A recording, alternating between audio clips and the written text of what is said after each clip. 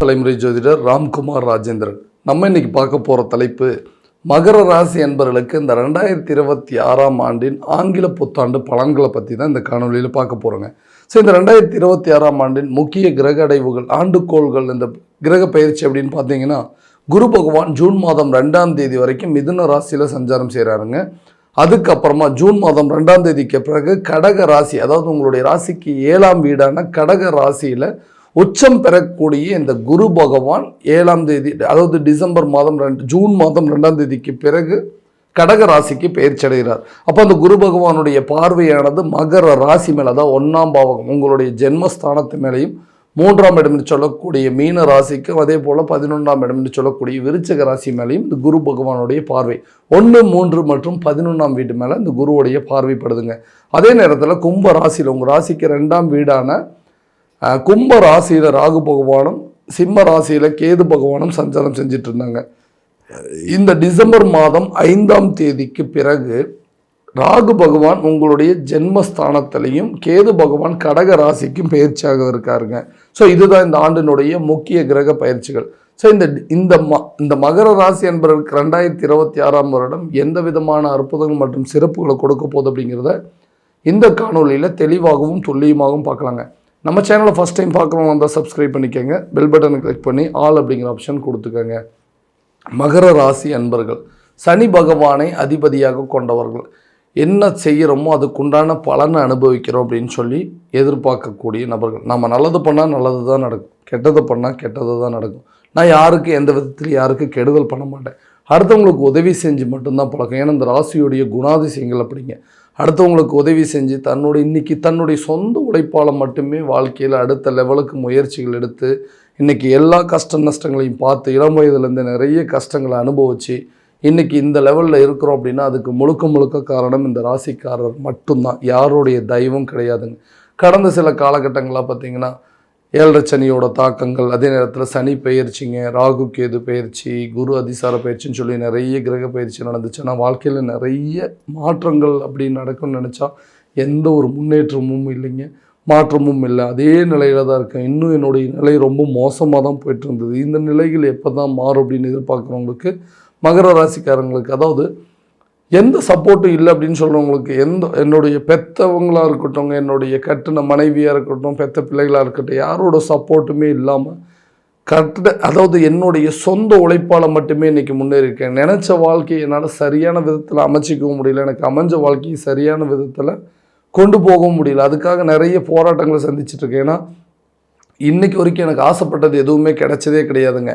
நிறைய இழப்புகளையும் நஷ்டங்களையும் மட்டுமே தான் நான் பார்த்துட்ருக்கேன். யாரோட தெய்வம் இல்லை, எனக்குன்னு ஒரு சில பெரிய ஆசைகள்லாம் எதுவுமே கிடையாதுங்க. அப்படி நான் ஆசைப்பட்டனால அது எனக்கு எதுவுமே கிடைக்காது. நான் ஆசைப்பட்ட மாதிரி வேலையும் கிடைக்கலைங்க, நான் ஆசைப்பட்ட மாதிரி ஒரு பிஸ்னஸ் அப்படிங்கிற ஸ்டார்ட் பண்ண முடியல. என்னுடைய திருமண வாழ்க்கையை நான் நினச்சபடி நடக்கலை. திருமணமே சில பேருக்கு நடக்காமல் இருந்தது. இல்லை ஓகே நான் விருப்பப்பட்ட வாழ்க்கையை அமைச்சிக்கணும்னு நினச்சேன், அதுவும் எனக்கு நடக்கலை. இந்த மாதிரி நிறைய விஷயங்கள் நான் எதிர்பார்த்தபடி எதுவுமே நடக்கலை. ஏன்டா இந்த வாழ்க்கையை வாழ்ந்துட்டுருக்குறோன்னு கூட நிறைய நேரத்தில் நினச்சிருக்கிறேங்க. ஏன்னா இன்றைக்கி தனியாக நின்று தான் போராடிட்டுருக்கேன். எனக்குன்னு இன்றைக்கி தைரியம் சொல்கிறதுக்கு கூட யாருமே இல்லாத ஒரு நிலை, உதவி செய்கிறதுக்கு யாருமே முன் வரலைங்க. மன உளைச்சலுக்கு நிறைய ஆளாயிருக்கு. ஏன்னா இதே நிலை நீடிச்சிட்டு இருந்ததுன்னா இன்னும் என்னுடைய நிலைகள் எந்த அளவுக்கு தான், அதை பற்றி விவரிக்க எனக்கு வார்த்தைகளே கிடையாதுங்க. தேவையில்லாத சில வம்பு வழக்கு பிரச்சனை, கோர்ட்டு கேஸு பிரச்சனை, அடுத்தவங்களுக்கு உதவி செஞ்சு அது மூலமாக சில வம்பு வழக்குகள் அப்படின்னுங்கிறது நிறைய விஷயங்கள் எல்லாத்தையும் பார்த்தாச்சுங்க. எனக்கு மட்டும்தான் இப்படி நடக்குது, என்னோடய ராசி தான் இப்படி இதுக்கெல்லாம் காரணமாக, என்னோடய நேரங்காலங்கள் காரணமாக, இல்லை வரக்கூடிய ஆண்டாவது எனக்கு நல்ல விதமாக சிறப்பான விதமாக அமையாது அப்படின்னு எதிர்பார்க்குறவங்களுக்கு கண்டிப்பாக இந்த மகர ராசி அன்பர்களுக்கு 2026ஆம் வருடம் கண்டிப்பாக நிச்சயமாக ஒரு பெரிய மாற்றத்தையும் பெரிய எதிர்பார்ப்புகளையும் கொடுக்கக்கூடிய ஒரு காலகட்டமாக இருக்க போகுது. நீங்கள் ஆசைப்பட்ட மாதிரி ஒரு பணி நிரந்தரமான ஒரு வேலைங்க. எனக்கு என்னங்க வேலை எப்படியாவது ஏதோ ஒன்று கிடைக்கும், ஆனால் எல்லாமே டெம்பரவரியாக தான். எனக்குன்னு நிரந்தரமான ஒரு வேலை அப்படிங்கிறது அமைய மாட்டேங்குதுன்னு எதிர்பார்க்குறவங்களுக்கு கண்டிப்பாக கூடிய விரைவில் இந்த ஜூன் மாதம் 2ஆம் தேதிக்குள்ளே உங்களுக்கு எதிர்பார்த்தபடி ஒரு வேலை அப்படிங்கிறது அமையுங்க. நீங்கள் செஞ்சிட்ருக்கிற வேலையிலேயே சில பதவி உயர்வு, பொறுப்புகள் அப்படிங்கிறது கண்டிப்பாக கிடைக்கும். பணம் ரீதியாக இருக்கக்கூடிய தடைகள் அப்படிங்கிறது அகலுங்க. நிரந்தரமாக ஒரு வேலை அமையும் போது மற்றவங்க மத்தியில் உங்களுடைய பார்வை, அந்தஸ்து அப்படிங்கிறது உயரம். பரவாயில்லப்பா, ஏதோ டெம்பரரியாக போயிட்டு இருந்தார் இத்தனை நாளாக, பரவாயில்ல, போன இடத்துல ஜாப் பர்மனெண்ட் ஆயிடுச்சு, இது வரைக்கும் ஏதோ கான்ட்ராக்ட் எம்ப்ளாயி இருந்தார், இன்றைக்கி கவர்மெண்ட் ஜாப் வந்து பர்ஃபெக்டாக வந்து அமைஞ்சிருச்சு அப்படின்னு சொல்லி. அப்போ அரசு சம்மந்தப்பட்ட துறையில் நல்ல ஒரு அனுகூலம் அப்படிங்கிறது கிடைக்கும். கஷ்டப்பட்டதுக்கு உண்டான பலனை அனுபவிச்சிட்டாருப்பா, இதனால் வரைக்கும் கஷ்டப்பட்டு படிச்சுட்டு இருந்தார், இன்றைக்கி திடீர்னு கவர்மெண்ட் ஜாப் கிடச்சிருச்சு அப்படின்னு சொல்லுவாங்க. அந்த மாதிரி பலன்கள். ஸோ அரசு துறையில் இருக்கக்கூடியவங்களுக்கு கூட நீங்கள் எதிர்பார்த்ததுக்கு டிரான்ஸ்ஃபர் கிடைப்பதற்கான வாய்ப்புகள் அப்படிங்கிறது இருக்கும். நிறைய முயற்சிகள், மதிப்புக்கும் மரியாதைக்கும் அந்தஸ்துக்கும் ஒரு நல்ல ஒரு வாய்ப்புகள் அப்படின்னே சொல்லாங்க. இந்த நேரத்தில் உங்கள் மேலே இருக்கக்கூடிய நெகட்டிவான சில விஷயங்கள் எல்லாத்தையுமே மாற்றி அமைக்கக்கூடிய ஒரு காலகட்டமாக இருக்க போகுது. வெளிநாடு சார்ந்த முயற்சிகள் கூட இந்த நேரத்தில் நல்ல ஒரு பலன் அப்படிங்கிறது இருக்கும். கடல் கடந்த பயணங்களை மேற்கொள்ளக்கூடிய ஒரு காலகட்டம் அப்படின்னே சொல்லாங்க.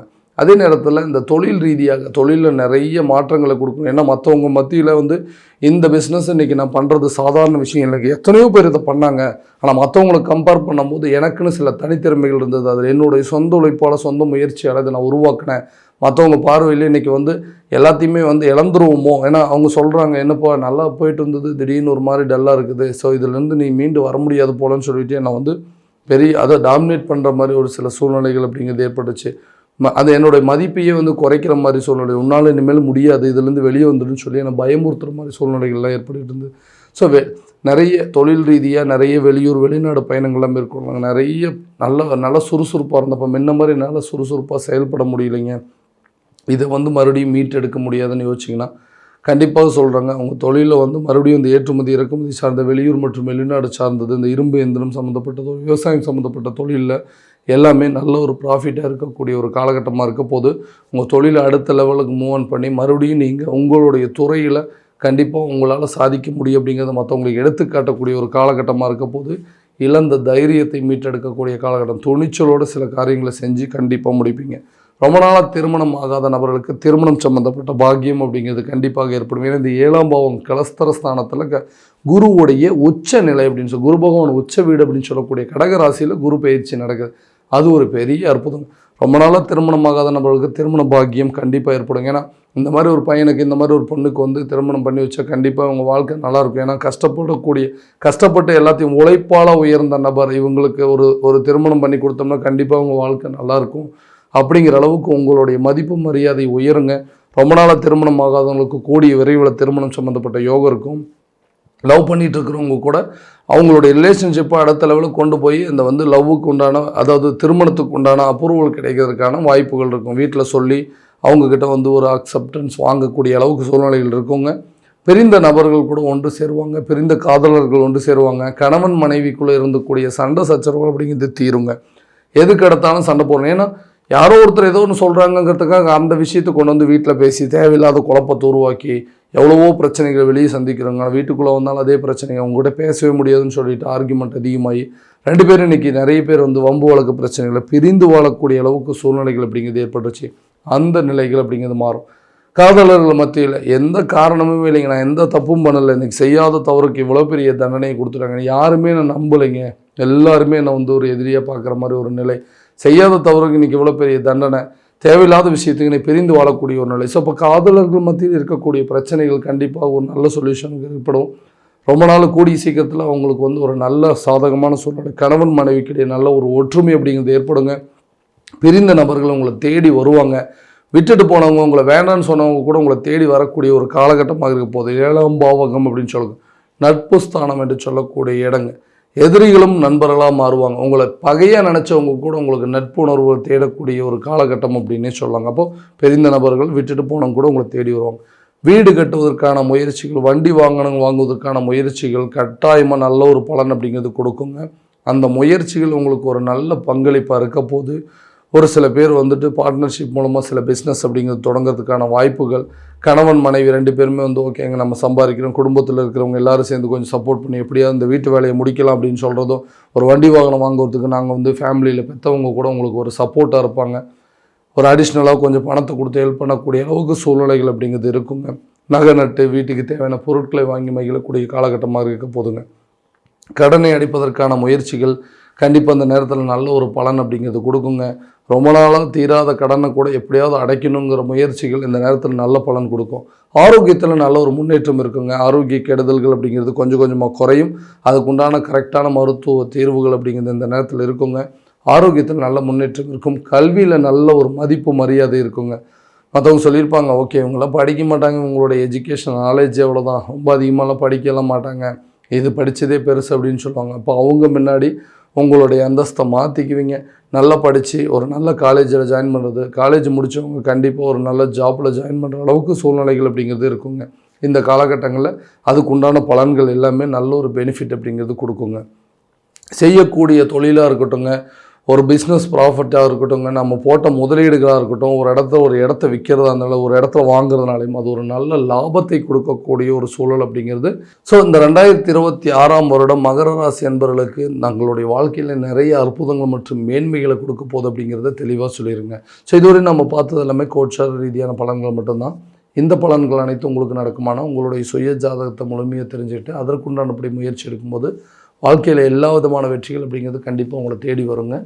உங்களுடைய ஜாதகத்தை எங்கிட்ட பார்க்கணும்னு விருப்பப்பட்டீங்கன்னா கீழே தெரியிற நம்பருக்கு காண்டாக்ட் பண்ணி அப்பாயின்மெண்ட் ஃபிக்ஸ் பண்ணிக்கோங்க. அப்படி இல்லையா உங்களோட ஜாதகத்தை வாட்ஸ்அப்பில் அனுப்பிச்சி வச்சிங்கன்னா தெளிவாக கணிச்சு துல்லியமான பலன்கள் அப்படிங்கிறது உங்களுக்கு தெரியப்படுத்தப்படுங்க. மீண்டும் அடுத்த காணொலியில் உங்களை சந்திக்கும் வரை உங்களிடமிருந்து விடைபெறுவது உங்கள் ராம்குமார் ராஜேந்திரன். நன்றி.